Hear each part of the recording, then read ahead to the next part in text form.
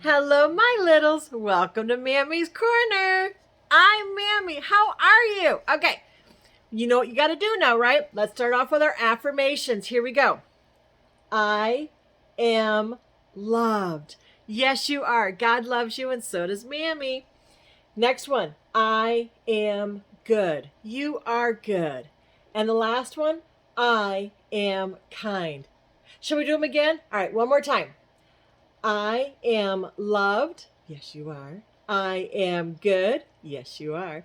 And I am kind. Isn't that nice? Because you're very kind. Okay, so are you ready for today's story? Today's story is called Johnny the Fireman. All right, let's get ready. So get comfortable, relax, and listen to my story. Johnny the Fireman.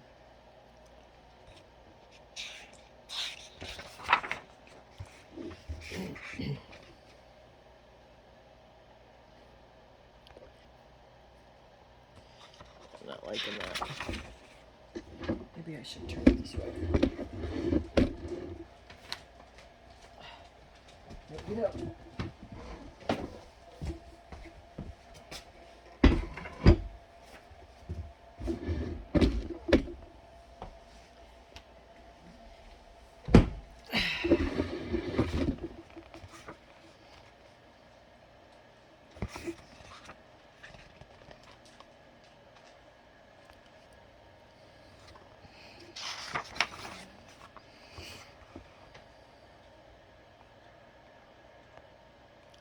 Aunt Jane lived in a tiny little town in a tiny little cottage. Around the corner there was a fire station, a very small fire station. The first morning Johnny was there, he walked down to the station and looked in. There was one shiny red truck.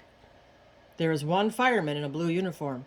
But where are the other firemen? Johnny asked. One fireman can't drive the truck and hook up the hose and turn on the water and get out the ladder and put out the fire. The fire chief smiled and said, "You just wait and see. Wait till there's a fire, and you'll find out." Johnny waited. Finally, the day before he was to go home, the fire whistle on top of the firehouse hooted and tooted to warn everyone of a fire. Johnny hurried out of the cottage and stood where he could watch. He saw several men suddenly running toward the firehouse, but when the fire whistle had started to blow, the butcher dashed out of his store. The filling station man rolled out from under the car he was greasing and went running toward the fire station without even wiping his hands. The baker in the bakery pulled a pan of cinnamon buns out of the oven so that they would not burn. Then he dashed off the fire station without taking off his tall white hat. The cobbler left the shoe he was half soling and raced out in his apron. And the hardware store man dropped the box of hammers he was unpacking and ran around the corner as fast as he could go. All the men who had raced to the fire station now jumped onto the one bright, shiny red fire truck. The fire chief in his blue uniform jumped in the driver's seat. He roared the motor and shifted the gears, and away the fire truck streaked up the street with a siren sounding. Johnny raced along the sidewalk behind the fire truck. He saw it pull up 2 blocks away where a little store was sending out big puffs of gray smoke. The fire chief pulled to a stop. The butcher jumped out and began to unfasten the hose. The baker attached the hose to the water hydrant. The cobbler carried the hose inside and sprayed water on the flames. The filling station man got the ladder off the truck and put it against the building. The hardware store man climbed the ladder and crawled in through the window. The fire chief was in charge and told each person what to do. Suddenly, the clouds of smoke disappeared. The fireman called, "All clear, the fire's out!" Then they rolled up the hose and hooked up the ladder and climbed back on the truck. Just then, the fire chief saw Johnny standing and watching. "Hop up, Johnny," he called. "We'll give you a ride home." The filling station man swung Johnny up to the seat by the fire chief. The other men stood on the sides and back of the truck. The chief roared the motor and shifted the gears. He turned on the siren so that Johnny could hear the nice loud noise. And they streaked up the street and into the fire station. Then all the men, the cobbler, the baker, the butcher, the filling station man, and the hardware store man hopped off the truck and went running back to their regular jobs.